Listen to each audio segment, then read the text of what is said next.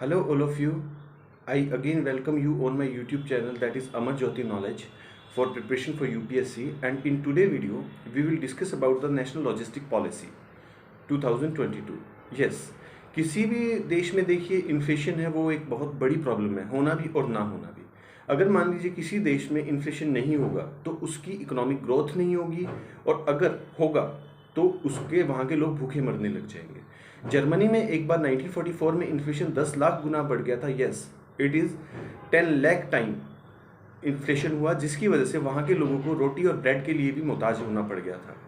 तो इसी बात को ध्यान में रखते हुए हमारे देश में एक कमेटी बनाई गई जिसका नाम था उर्जित सिंह पटेल कमेटी रिपोर्ट, जिन्होंने कहा कि हमारे देश में इन्फ्लेशन है वो 2 से 6% के बीच में हमेशा रहना चाहिए।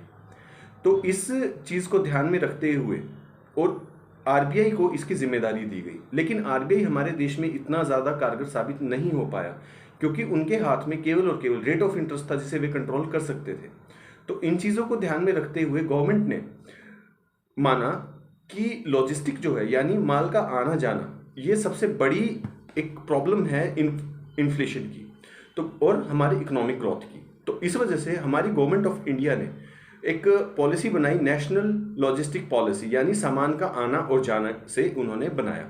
तो उसके लिए गवर्नमेंट ने 2020 के बजट में पहले ही अनाउंस कर दिया था कि हम ऐसा कुछ करने वाले हैं। तो उसके लिए सबसे पहले एम क्या है हमारा एम है कि जो इस टाइम हमारी जो लॉजिस्टिक कॉस्ट है, जो cost to GDP near about 16% है, उसको हमें कम करना है और वो हमने सिंगल डिजिट पे लेके आनी है। सबसे पहला तो टारगेट हमारा यही है।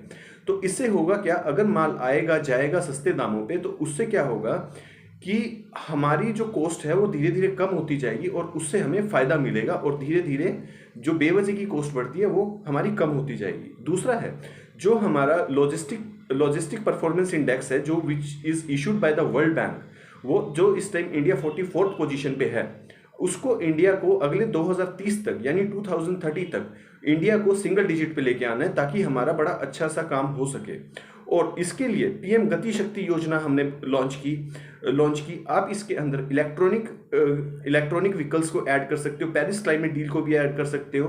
काफ़ी जगह जहाँ पे भी मैंने पढ़ाया वहाँ पे एक बात स्ट्रेट फॉरवर्ड पूछी गई कि आप नेशनल लॉजिस्टिक पॉलिसी को एक इलेक्ट्रॉनिक व्हीकल या 2030 तक कैसे कोरिलेट कर पा रहे हो। तो उसका जवाब मुझे बड़ा सिंपल सा लगा कि जो हमारी जो पॉलिसी है, ये जो हमारी नेशनल लॉजिस्टिक पॉलिसी है, क्योंकि सामान का आना जाना हम पेट्रोल और डीजल पे करते हैं और धीरे धीरे गवर्नमेंट है इलेक्ट्रिक व्हीकल के लिए चल रही है जो फेम नाम से है। Fame ministry of heavy industries के अंदर आता है, जिसके अंदर हमने बड़े व्हीकल को बिजली के व्हीकल से रिप्लेस करने की बात की जो पेट्रोल और डीजल से चलते हैं। तो उसके लिए हमारे देश के अगर बिजली हमारी सस्ती होगी तो उससे हमारा एनवायरनमेंट भी बचेगा और दूसरा है हमारा लॉजिस्टिक भी कम होगा। फिर उसके लिए हमने जो है 3 से 4 पिलर बनाए, प्रमोशन ऑफ स्टैंडर्ड, डिजिटलाइजेशन और across the logistic in our country हमने बनाया। और उसके लिए हमने डिफरेंट पोर्टल्स भी यूज़ किए। सबसे पहला पोर्टल है यूनिफाइड लॉजिस्टिक इंटरफेस इंडेक्स, जो फास्टर मूवमेंट को और फ्लो मेकिंग को अच्छे से देख करेगा।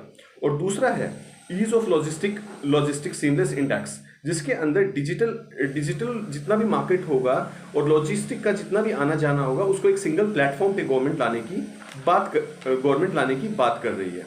और दूसरा एक पोर्टल है ई लॉक के नाम से, या फिर ई लॉक के नाम से ही ज़्यादा जाना जाएगा वो। उसके अंदर जो भी बिजनेस होते हैं, बिजनेस को के जो ऑपरेशनल काम होते हैं उनको सीधा गवर्नमेंट से जोड़ दिया जाएगा, जिससे हमारा ईज ऑफ डूइंग बिजनेस भी बढ़ेगा।